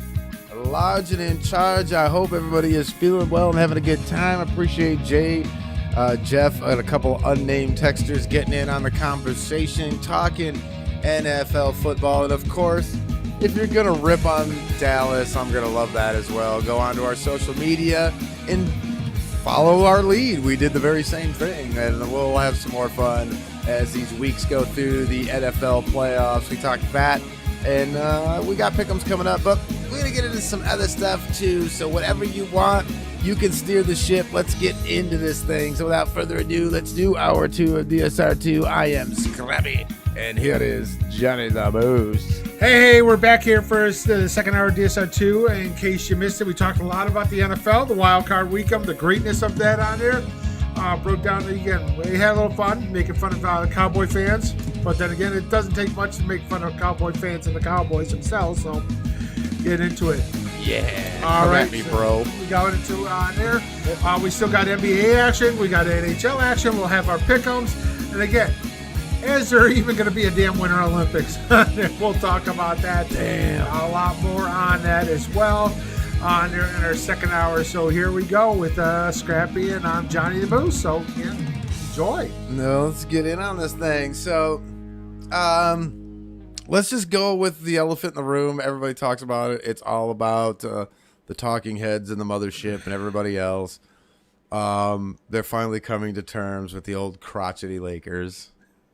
I mean, what do you want me to say? They're all broke the F down. The Geritals. And guess what? LeBron is playing good. He's playing as good as he has the last 10 years. He probably wishes he was in Cleveland right now. Well, yeah. I mean, look at that roster over there. Oh, wait a minute. Let's think about all the young guys he didn't want and what they're doing right now. Run the list. Run the list of the young bucks he ran out of here and tell me what they're doing right now. We talking about the Bulls? I don't know nothing about that. They're not like the best team in the East right now. The Wizards? I mean, come on, man. Yeah, let's run all the old guys. You think they want some of those young bucks back right about now? Bunch of dinosaurs. You know what this is? This is like when NWO took over WCW and Hogan and Nash and Hall and all those guys kept holding all the young bucks down and just like booking themselves to like just poke each other in the chest to win championships and stupid shit. Yeah. That's what this is right now. Yeah. It's like, why did you bring in all these old dusty? Okay. All right, yay, you got your championship. There's a payoff. So I think it's more, if you start looking at teams that are on the hot seat to do something and get something done, it's not even L.A. It's Brooklyn that's more on the hot seat. They got all these guys. They're dealing with the Kyrie thing. They paid these contracts, and they haven't gotten anywhere or done anything. At least LeBron and the Brow paid off 1 year with a championship, so you can somewhat in your head justify what's going on as you have no flipping roster. So all this things being said, how the hell is Vogel the fucking problem? I don't see it either. I mean, with Vogel, he's just a scapegoat for that, which is ridiculous. I just don't get what's going on, man. And then Magic. Like, what does he just come out of the wall sometimes? You know, he's like Snoop Dogg in Friday. He just like floats out of the sky and has something to say every once in a while. Yes. And so I don't even, but usually when he has something to say, then you're already in trouble, because if he's figuring it out, then you're in trouble. So I don't know what LA is going to do, but I know what they're not going to do. They're not going to contend. No. You know what I'm saying? And they may not make the playoffs. They probably won't make the playoffs and again, they're not going to make any trades because, first of all, they don't have the cap space. And they don't have any assets to trade. I mean, what? Oh, we're going to trade Russell Westbrook. I don't want him. No. Well, that's the other thing, too, is like, and what are other teams going to do around you? And it does anything, even if you can make any kind of like linear moves or do anything, like, what's that going to do for you even in the conference? I mean, there's killers over in the West. What are you going to do? Right. Like, is that going to get you over Utah and Phoenix and Golden State and even Memphis at this point? No. So like I don't know what they're not doing anything. I mean, what are they going to do? Yeah, move up to. They're not even challenge Denver, Dallas. Right. So what are they going to do? Move up and challenge the Timberwolves for the 7th seed? No. Great, you're still in a play-in. Right. I don't know. I don't get it. So. It is what it is. It is what it is. I don't see anybody making, especially in the West. I don't see anybody making. They don't have any assets under. Like the rumors I hear is the Pistons are trying to make a deal and try to get Ben Simmons. They're going to offer Bay and Jeremy Grant and Killian or Grant, Bay, Killian Hayes on a first or something like that. That's crazy to me. Look, the bowl thing kind of fell through, and the Pistons. And now he's out for surgery anyway. So obviously it wasn't BS from the doctors because now he's out for surgery. Well, right, but he also got a big contract from somebody else, so I can't remember who signed him. But you probably could have got him on the cheap if you wanted to wait the 8 weeks it's going to take for him to heal from a fracture in his foot or whatever. But that could be catastrophic down the road too. I mean, he's a big guy with a foot issue. Yeah, you never know. But speaking of big guys with foot issues, they've got some issues with what's his name? God, now I just lost his name. Down there in New Orleans, yeah. Zion? Zion, thank you. God, I had it there. And Zion's eating himself out of an NBA contract. Yeah. They said he's north of 330. That is insane. That guy needs to be under 3. He needs to be under 270. Yeah. To be realistic. Yeah. 6'8", do 270, 275. Yeah, that would be nice. If you could get to that 275 mark, I think that would be nice. Just all depends on how his body's built. Right. Too, because some guys can carry a little bit more, especially if they have some significant muscle mass there. But I don't even know what to say about that. So there's some teams that got some cleaning to do too, but there's nobody to poach from for the Lakers and that could do anything significant. So, and then when you look around the league, I don't know who's going to do anything either. And so we're talking about, who has the most pressure to do something. I don't think it's the Lakers. I think it's Brooklyn. So what's Brooklyn doing? I mean, this what's his name? Kyrie, thank you. God damn, I'm a marshmallow today. You can't. How long are you going to do this thing? Are you going to start paying the fine? What are you going to do with this situation? Harden looks like he checked out. Yeah. So how are you handling that? There's a lot of pressure there. You've got 3 monster players under, with significant contracts, and they need to do something over there. Right, because Brooklyn's got to do something quick on there because the difference, they're in third right now in the East, and they're a half game from being second. But then again, I think they're more in play for the Ben Simmons situation. They're only 3.5 games from being 7th. Right. So, I mean, that's on real quick. So, what my take... But who's Brooklyn? I mean, Brooklyn doesn't have any assets either. To me, this is just a weird feeling, and I don't know where I kind of get it from. But what if Brooklyn and Philly said, "Hey, we'll do a Ben Simmons Harden situation," and they're just kind of riding this thing out because Ben Simmons is still an issue, and I get that Detroit's in play, but why? You know what I'm saying? Right now, we got to move assets that get us something. So, Jeremy Grant has got to be the guy you move. I don't know what Ben Simmons does for you. Right. It does help. You know what I'm saying? Because you got to get assets. You've got to build this whole team. And if you decided that you're going to build it around Cade, then you need to build it around Cade. And you have nothing. And the only thing you can do to develop any kind of assets and move and have any kind of liquidity at all is the off Jeremy Grant. Right. He's the best guy on the team. I want him. He's the best offensive player. He's your Here was the rumors on there. Trading Jeremy Grant, Sadiq Bey, Kelly Olynyk, and a first-round pick for Ben Simmons. No. I don't do that. No. What the hell is that? Unless it's a trade. I mean, yeah.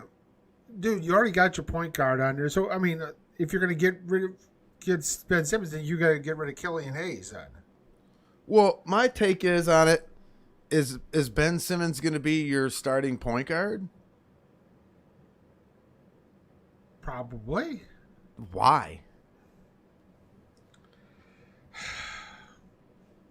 I thought you drafted Cade for. What kind of upgrade is that? Well, he can't shoot. Well, that's my point. You can't put him at the 2. I mean, the only plus side is he does play really good defense-wise. He isn't. You get an all. Oh, yay! So I'm getting the 6th man of the year. Yeah, I don't make the move on here because I'm not giving up a first-round draft pick. Because again, right now they're still slated as a top 7 draft pick, at worst. Right. They could be a top 5, top 3 draft pick on there the way that this season's going. Then Sure. I'm not unless it's a protected draft pick. I'm not giving it up. No. Oh, you give unprotected? No, I'm not doing that. And I don't want Ben Simmons for all that. Like, I can get more for Jeremy Grant just on his own. Yeah. I don't need to do that. I don't need to take on the Ben Simmons nonsense for that. As much as, I mean, again, I think Ben Simmons comes into play when you start talking about having to match money and move stuff. And I'm not pumping a million guys out for one dude when I can just off these guys and get something, get assets and build. That you're taking away assets when you dump all of that for one guy that you can't do anything with. I'm not doing that because, again, it still address the fact that you're still short. You're It still was small. Yeah, I was gonna say it didn't really address a damn thing. It didn't. It got rid of your leading scorer for a guy who can't score. Right. That's all you're doing. Because, again, you got realistically with Jeremy Grant, you've got a cap friendly salary. Right. Bay is still cheap for another 2 years. Olenek is not that expensive on there either, and I'm not giving up a first-round draft pick for Ben Simmons, who's going to cost you $40 million a year. Yeah, that's what I'm saying. It's just, and he can't shoot. And all these salaries have to match up. I mean, if Ben Simmons was shooting the ball like Steph Curry, then sign me up. Well, my whole thing is all these salaries have to match up. So why am I putting all that money into one fucking guy? I'm not. It doesn't make any sense, especially for a guy that just can't do anything for Make you. a trade if you're going to trade Grant on there. Fine, trade Grant to get, but you got to get either a 4 or 5. Yeah, I want to get assets, and then when I see somebody that's out there, I can take my assets and a Killian Hayes or one of these other guys and to use them to fill in gaps to make salary match up and enough to make trades and move her around. But if you don't do that, you just made the situation that you're trying to fix, which is that you have no liquidity, no movement, there's no flow. You can't move or do anything when it comes to your draft and your assets. And so you don't want to make that worse. Yeah. Why would you make that worse, especially for Ben Simmons? No, I'm not doing it for Ben I don't. There's very few I'm going to do it for at all because it put you in a worse situation. So no matter how good they are, you can't do anything. Yeah, not for Ben Simmons. But no. Listen to me, Moose. Because it's not even for a good player. Because if you do that, you can't do anything else. You're not like building around it. So then you end up with a Grant Hill, Jerry Stackhouse situation. Oh God, yeah. Or Allen Iverson situation. Right, where you got these two guys that can play. And they can run up the score, and they can be the best tandem in the league, but they can't win a game that matters. No. They can't get out of the playoffs. Remember the teal years of the Pistons when you had Stackhouse and Grant Hill? Are those two players not individually outstanding? If I told you I had those two guys on my team, you'd think I have a perennial playoff team. Nah, because the way they did it is the same situation here. If you do that with Ben Simmons, you're doing the same thing. By the time you get out of Cade's rookie contract and you end with his, you have so much money tied up into two guys and you'll have no assets and nothing to do. And then what are you going to do? Then you get Ben Simmons off the books. You give the money to Cade to keep him here, and if he'll even stay for the money, and you still have nothing. So none of that doesn't make any sense. No, it doesn't. It makes no sense. They were also talking about a trade with Portland, but I don't think, again, there's really Covington, for Portland, and they're not going to get rid of that Covington. So on there, I don't see that. What we need to add on a big on there, and there's nobody I would see as trade partners that's going to trade something. I'm not taking down a 35-year-old 4 or 5. Right.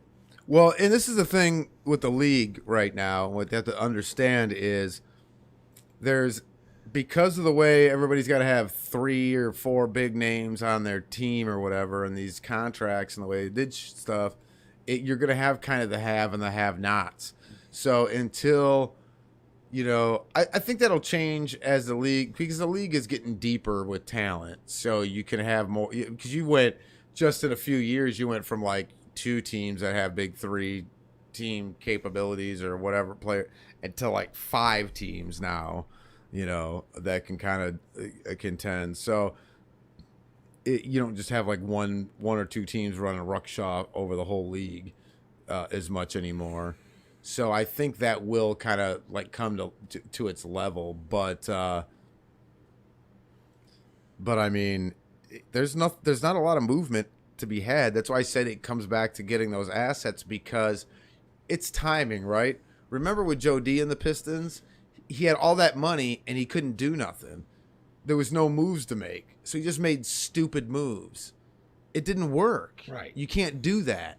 So if there's no big move to make, then get the assets, keep storing them, keep having them. Who is it right now? One of these teams has got like,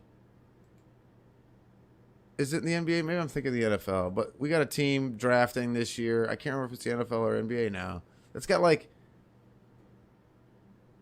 9 first-round picks or something in the next 3 drafts or some nonsense. It's like, that's what you do. You build up assets like that. I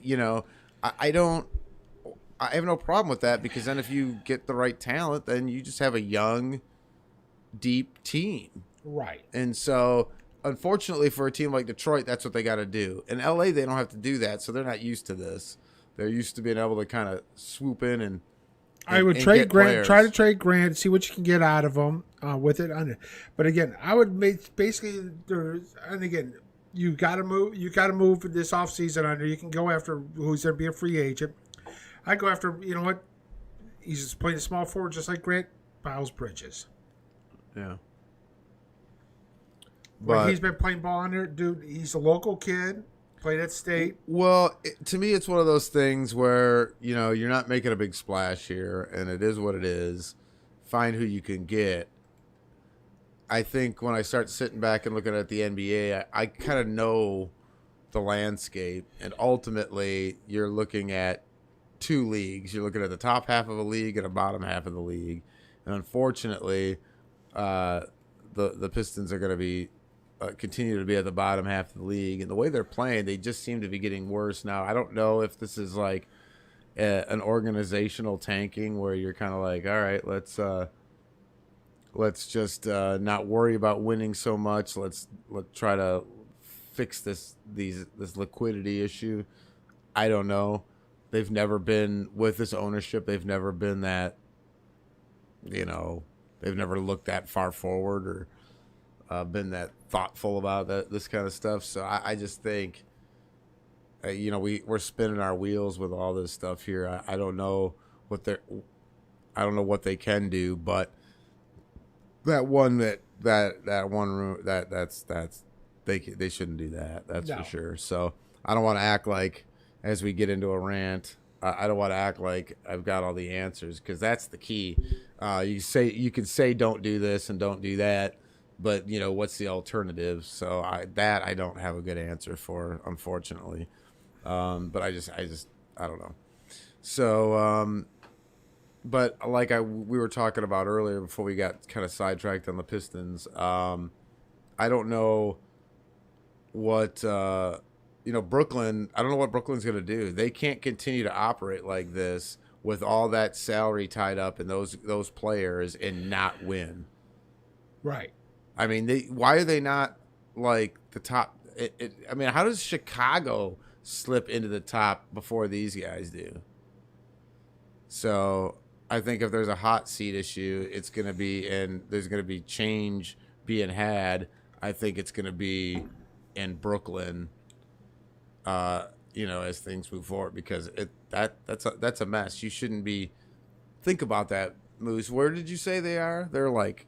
They're like a few games from being at 7th. Right. They're only 3.5. They're a half game from being first or second. Right. Then again, you look at the top tight. 7. There's between first and 7th. There's only a 4-game difference. Yeah. I mean, this is tight. Yeah. They need to be the ones at the top, not worrying about that too much. With the exception of maybe a couple of the other top end. So I don't know.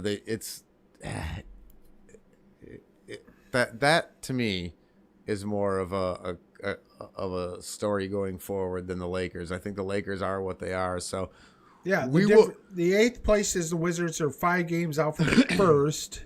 Right. And then you got 9 and 10. You got the Raptors and the Celtics are 5.5 and under. And if you go to the West, the Lakers are literally 12.5 out of first. Yeah. That being at 7th or 8th in the Western Conference. Man. So yeah, it's just one of those things. So I think it's just a flip. We'll let the talking heads now finally get caught up and talk about the Lakers, and we'll move on to the real issue, which is on the other conference. And I think it's Brooklyn, because we were supposed to be having remember, this is supposed to be an LA versus New York championship run here where they'd be going back and forth, and neither one of them are flipping the bill here. So, but the Lakers are going to be what they are. But Brooklyn, that can change. That, like, they got to figure something out. They can't keep doing what they're doing. But I don't see what, like we said with the Lakers, where they can move. So I don't know. What do you guys think? Don't give me those crazy trades and these nutty rumors that we were just reading. Give me something else. Text line's open for you. We got that on the table. Any NBA conversation. Of course, we're going to get into our pick'ems here in just a little bit. And NHL as well. Moose, I was watching, I mentioned it in our whip around at the beginning, but I was watching the NHL, and it's a weird watch to go from no fans to a full slate, a full house. But hockey never really they don't ever disappoint. So, but this season's been weird. I'm not sure when they came back. Like, I know they took their time off and they didn't do the It was just Olympics. They took like about a week to 10 days off. Right. On there, they were back just before New Year's on there. So they were basically that week before Christmas, and a couple days after, and then they were like back there either on that Thursday, the 30th, or something like that on there. And again, they said they'll finish up when they're supposed to. Mm-hmm. A lot of makeup games going to be in February because, again, they're not sending anybody overseas, and they've got pretty much an open schedule for February, so they can move games around and so forth with it. On there. So they got that aspect with it. And again, we look at the Wings on there. They had a nice win yesterday against Buffalo, down 2-0. They come back winning overtime with it, 3-2. And again, now if you can get the top two lines, basically get some scoring and everything with it, then this team could do some damage, especially that first line is downright scary with Larkin and Raymond and Bertuzzi.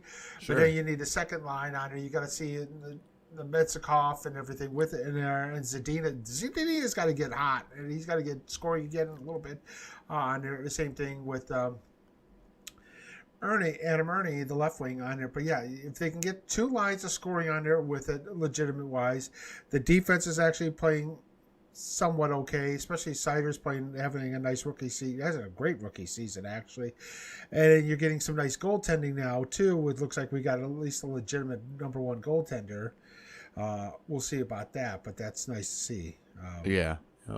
Well, and that's been, we've been so lucky for so many years here in Detroit with goaltending. So, you're bound to have a drought. So, it's nice to finally have that solidified again. Najecka, I can't pronounce his name on it. But all those names. Hockey but names we look like we got lucky on that. As a nice young goalie on there. Again, he's only 26, so he got lucky there, even though he looks 60 because he's Russian. Well, those guys are like born 54. He's 26. I swear to God, he looks older than you. Yeah. On there, something he does on there with it. But yeah, we're seeing that on there with it. But yeah, definitely looks nice there with it. But yeah, Larkin's definitely taking a step up, especially now everybody's back, Bertuzzi and Raymond and everything with it. So this team could do some damage. I think, and again, if they get into the playoffs on there, they might be able. They're not going to be one that you want to take lightly. With it, even though they challenged that goal yesterday and they got, of course, lost out on, and they were shorthanded again because they got the penalty and that because they challenged and lost. But then we scored a shorthanded goal. So, but yeah, this is a team on there that's doing all right. We'll see what happens there. Obviously, with Tampa leading the East and then Carolina and Florida, those are your top three, and then. We'll see what's on it, but like out west of that, you've got Colorado, Vegas, St. Louis, Nashville. With it, it's interesting.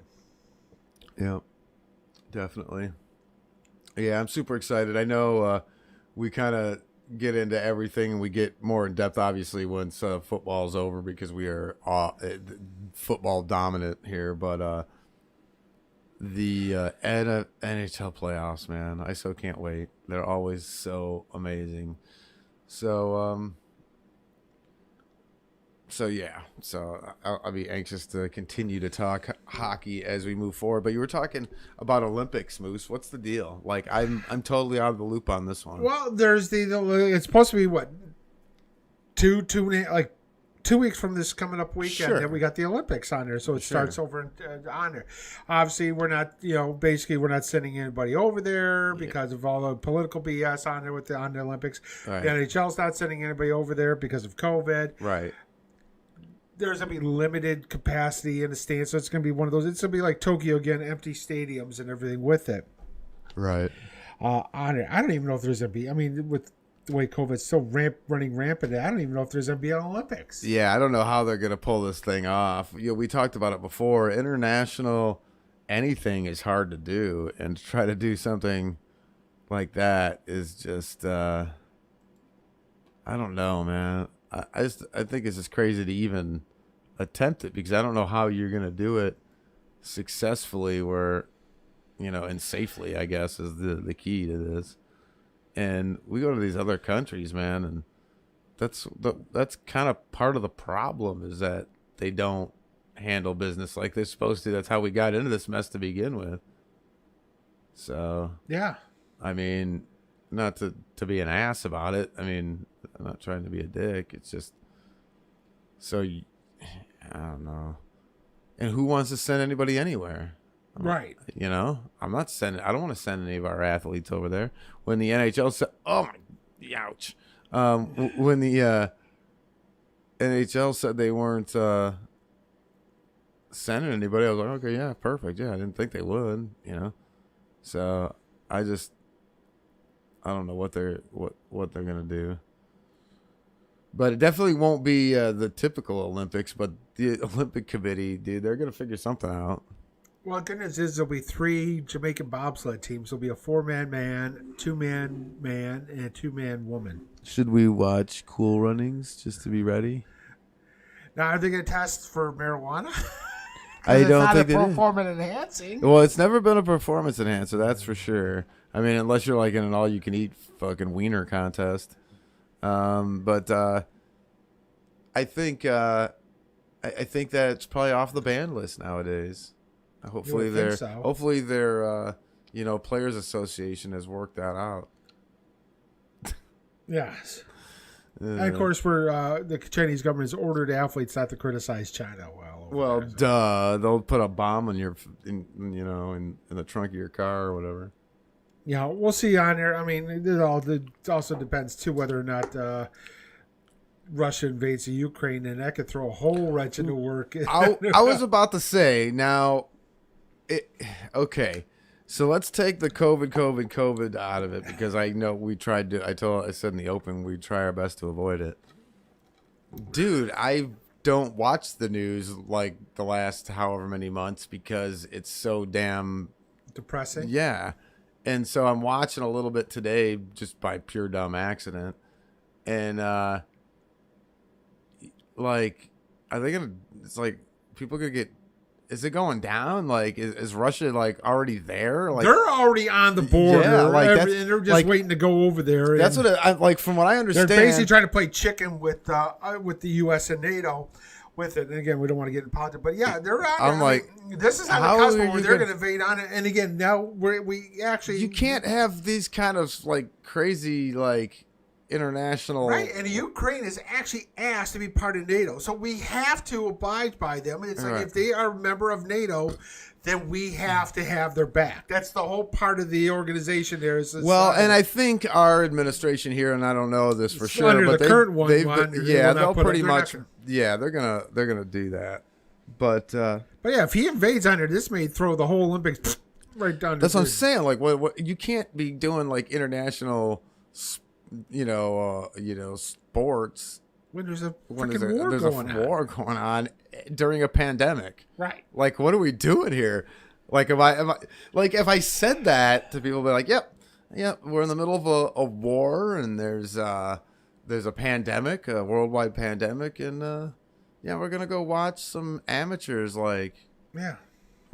swim or whatever they do. Well, I guess it would be it's no the winter. swimming, It's under.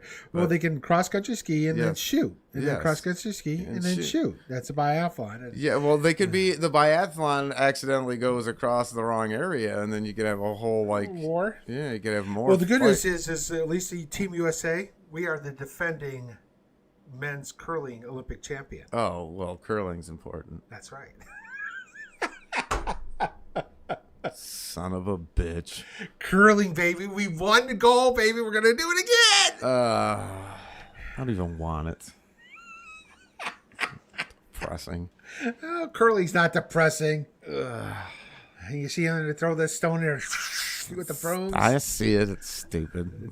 I play it on my Wii. It's Hey, dumb. anything you can do while basically do an Olympic sport while drinking a beer. It's is not a I'm all sport. for it. It's not, It's a, not a sport. sport. It is not a sport. It is not a Because sport. It's something you can do in your rec time. Yes. It's That's why like they say is bowling's not a sport because anything you can do while drinking beer on it and get better at it is not a sport. I would rather watch cornhole.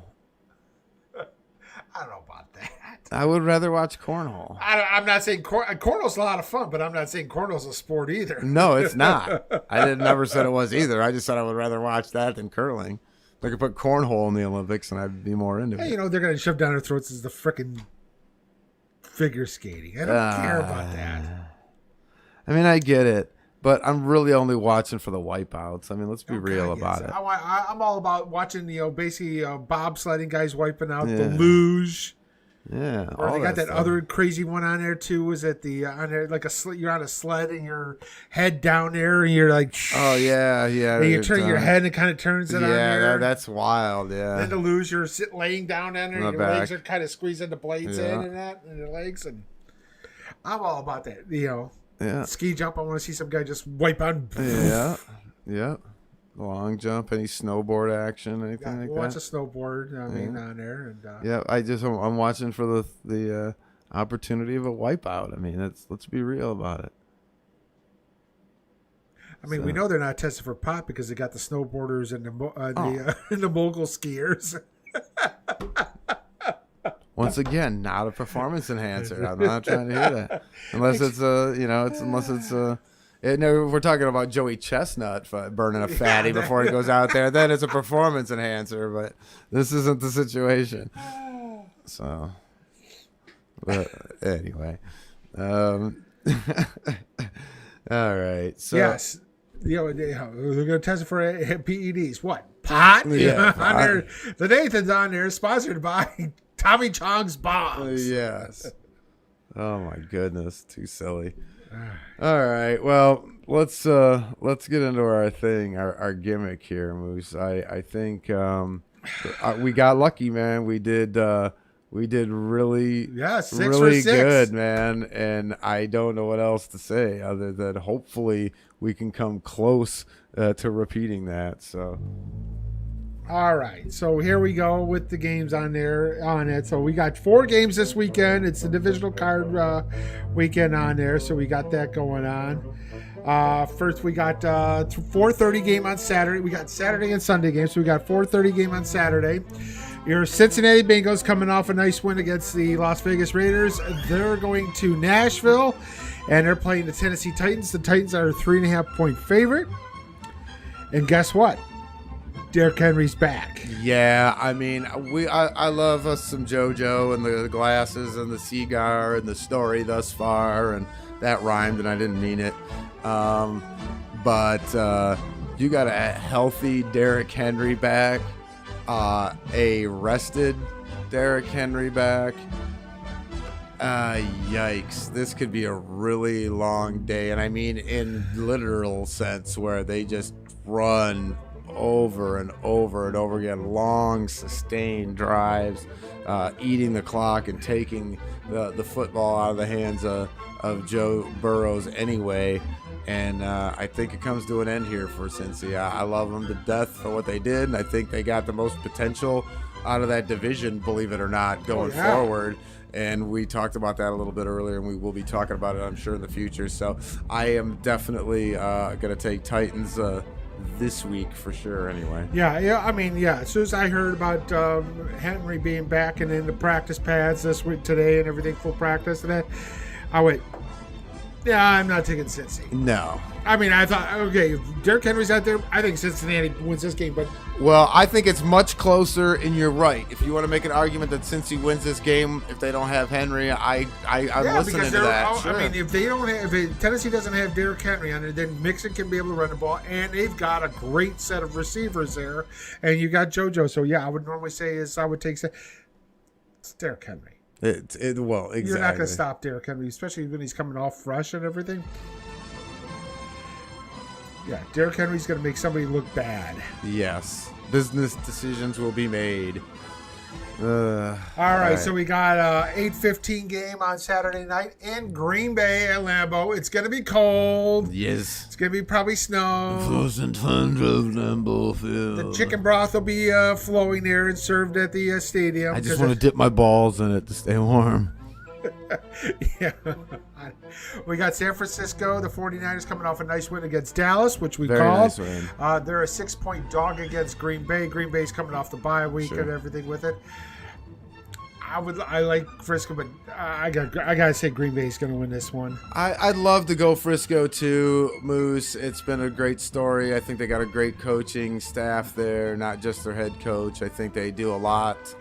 They got a lot of good things, but the war of attrition has not been good to them. Garoppolo being injured is not very timely, as well as I think this kind of blew their wad this past week, to be quite honest with you. So as part of that whole deal, so I'm with you. I'd love to go San Francisco, but I can't do it. No, Aaron and his arrogant ass is going to light him up, I think. So it has potential to be a blowout. Not like a blowout, but 6 points might not be enough. I mean, so but we'll see how it goes. But I agree, Bay. All right, so we got that there.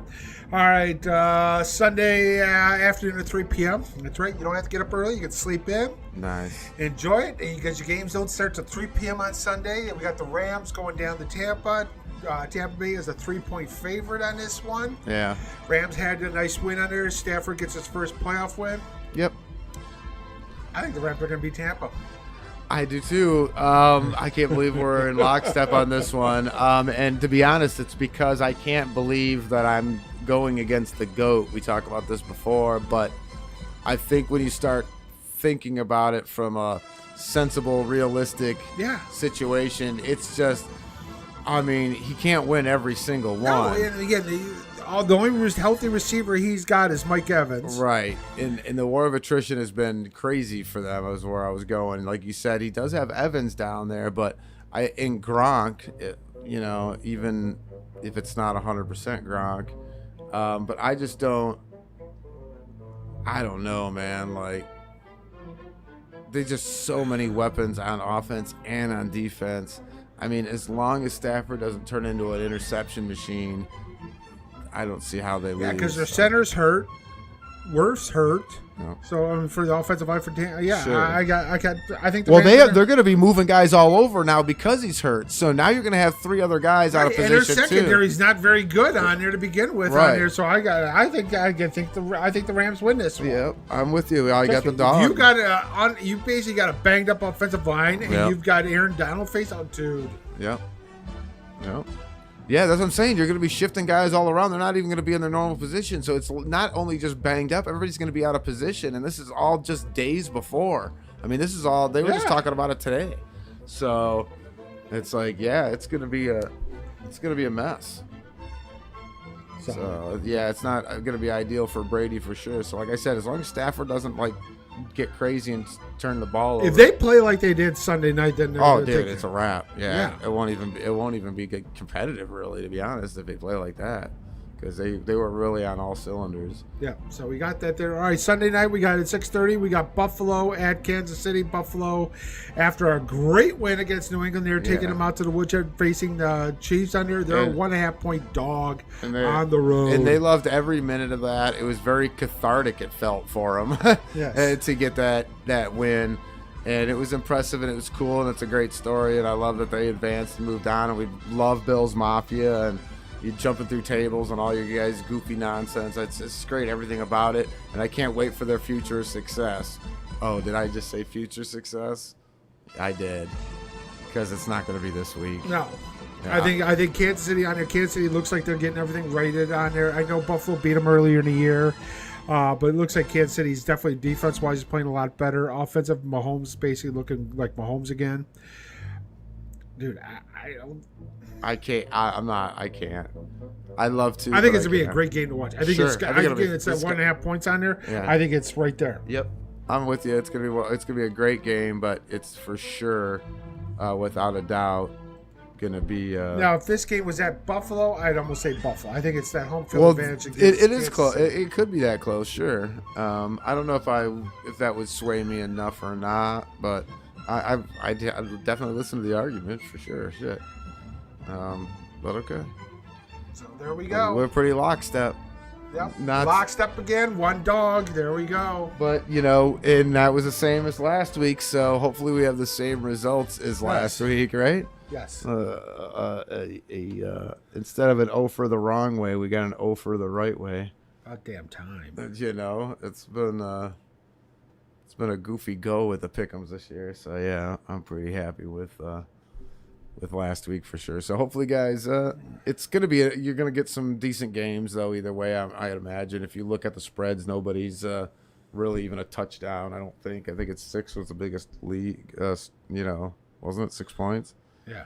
So, to me, if you're within a score, that's a game, because you're just a couple of plays away from potentially tying or winning a game anyway. So if you're within one possession, those are all close games. So, I'm stoked. Like I said earlier, this is probably my favorite NFL weekend. So yeah, looking at the college basketball, the rankings on there, as we said, is ACC's only got one ranked team. I know. Yeah, I was about to say people were checking me on that. I know they were. Big Ten's got 1, 2.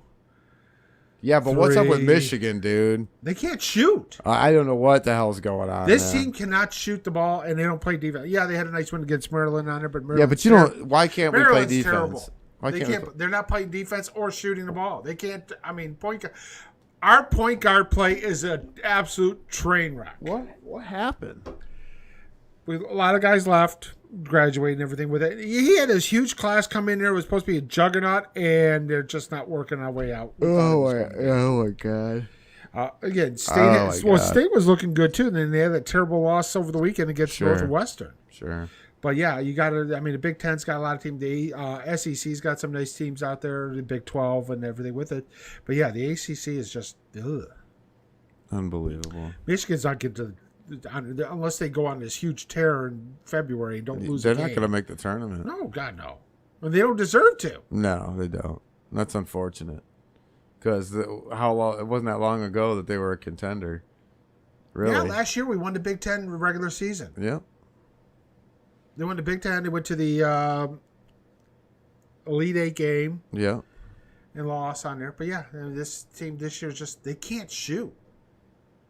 It's horrible. I haven't been watching many games. I've watched a few, and I was like, man, this is horrible. I've watched on there, and last night I guess they did look pretty good at it. But dude, Maryland's terrible. Yeah. It's hard to judge against, inferior competition. Purdue. I mean, wait till Purdue gets into, and March Madness, and then Purdue will do Purdue. Well, yeah. I'm not buying Matt Painter on there, no matter what. Right. No. Yeah. That's just like with the NCAA college basketball tournament doesn't really begin until Bill Self flames out at Kansas.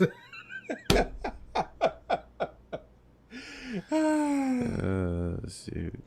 Well, So that's good rule of thumb there. No, I just I can't wait till March Madness. Actually, that's very fun. That's probably as much as like watching these games and I kind of keeping up with stuff and whatever.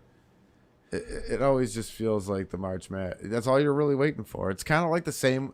You know what? It falls the same victim of hockey for me, at least, and where I kind of okay, yeah, I watch some games, and I try to keep up with it and whatever, so I know what to expect come tournament time. But that's basically how I treat hockey. I'm like, yeah, I try to keep up to see what's going to happen for playoff time, but really just want to get into the playoff. Right. And college football isn't quite like that, but and hopefully it doesn't. I don't think that'll get like that because football is just so. But it's kind of weird how that works. I don't know why. But anyway. So what else is on the docket? What do we got? Anything exciting? I think we covered all of it. That's pretty much about it. Yeah, there's not much going on. So Vinnie Mac is lost his old ass mind. So we okay, so I don't try to get too wrestling on this show, but as you guys know, I work for a pro wrestling company and I own J-Dub belts. And and I've been a wrestling fan since I was a kid, and I watch the current product now mainly because of my other gig. But I do enjoy some of the stuff. But Vince McMahon in WWE, I can't anymore. I effing can't anymore. They have a wrestler, this giant Austrian guy that wrestled in their UK division overseas with this ring general, and he was like this general of like this leader of this group, Imperium, and they were all like, they had the kind of march to the thing, and it was like, and they took this dude, and he wasn't going to come to the States. He finally comes to the States to work the main roster. And they changed his name to what, Moose? Gunther Stark. Y'all know who the great Gunther Stark is? If you don't, let Moose tell you. Moose. Well, they changed his name to Gunther Stark. And not only did they change the name, Vince McMahon went to trademark or copyright the name Gunther Stark. Yes. Problem is Gunther Stark is not a made-up name. Nope. There's an actual person named Gunther Stark. Yep. He was a U-boat captain in World War II. Yes, a Nazi U-boat captain. And if you type into Google Gunther Stark and look at the actual Gunther Stark, the U-boat captain, and Gunther Stark, the wrestler, I swear to freaking God, it could be his grandson or great grandson. It is uncanny how they look. And don't think for a second that they didn't know what they were doing. They didn't have this giant Austrian guy that looks just like this dude and accidentally come across this fake name that accidentally happens to be a Nazi U-boat captain. No. They knew exactly what the F they were doing. That shit is messed up, dude. That's why I had to have you tell it. I couldn't even say it. The words couldn't come out of my mouth. I can't believe it. It is the most tone deaf, out of touch, old fogey, white cracker ass thing I've ever heard in my entire life. Take that shit back to the carny, dude. You are a publicly traded company. What the fuck is wrong with you? Just name him Joseph Mengele or Amon Gother, for God's sake. Oh my God. I mean, you look at it. I mean, seriously, U-boat. I mean, at least U-boat captain is terrible as it is on there. It could have been worse. It could have been like the head of a freaking coming to Monday Night Raw, Joseph Stalin. No, it's Joseph Mengele, the Mad Doctor of Auschwitz. Jesus Christ! I mean, seriously. I mean, of all things. Oh my God. Gee, like we couldn't find. Well, I didn't know there was a seriously. No, dude, you absolutely do that. How can you? There is no way in hell all of those coincidences lined up all at one effing time. No way. No way. Even if there's someone puppeteering the Matrix, they couldn't come up with that shit. No way. No way. You did that. Y'all Googled it. Somebody told you. You knew. It was a joke. You all were laughing about it. There's no way. You're not telling me any. There's no. You'll never convince me otherwise. Well, Gunther sounds good, and we'll name him after Tony Stark, Iron Man. We'll just take the two to Gunther, which is a good German name, and Stark. And what could go wrong? No, that's not what Except happened. he's a U-boat captain. That even looks like That's the guy. why it didn't happen that way. That's why it wasn't an accidental made-up name that just happened to be a Nazi U-boat captain that went on a character that did this gimmick that was kind of military-based, and he's a giant Austrian guy that looks like the motherfucker. No way. No way they didn't know. You can't not know.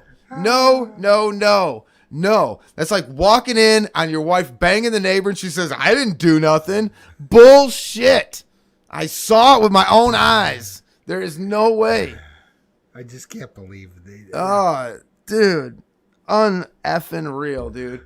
There is no way they can go on the air with that full name. If you want to call him Gunther and leave it at that, that's still taboo as fuck and messed up. But there's no way you can go in there. I mean, there's no, especially we got. Dude, he's already got a known name. Why are you changing it anyway? What was his? He just went by Walter. That was his name. He's a giant guy named Walter. He smashed fools. Who cares? Like, everybody knows him like that. He's been that for years. They actually got him and looks like a freaking U-boat, like German officer coat. That was his old fucking Imperium gimmick. I swear to God, he's wearing like a freaking officer coat on there, like overcoat. Yes. He was a leader of Imperium. All you needed now on there was a freaking swastika on the armband there, and he would have been all set. I already said the gimmick was like, in the UK, you might be able to get away with it because it's subtle and they don't care there about it. They think it's funny. Whatever. But no, you can't, no. And so to take it that far, like you said, man, why don't you just put him in a whole, why don't you just call Adolf too? I mean, for God's sake. I mean, seriously. You look at the guy on there and he looks like a freaking Nazi. Especially they got that picture of the real Gunther Stark and him. I was like, yeah, shit, they could be freaking family. It's wild, man. I don't know what to say. If I'm ever that messed up and out of touch, just please drag me to the road and put me out of my misery. Just put one in the back of my head. Just double tap me behind the ear and leave me in the gutter. That is horrible. I can't. Oh, trust me, I'll have fun with this over the next on air. Just on me, can't believe this crap. Oh yeah, gosh. And guys, I like to cross over wrestling into our sports show every once in a while, but not like this. No, I don't normally do this, but that one was insane. We couldn't not talk about it.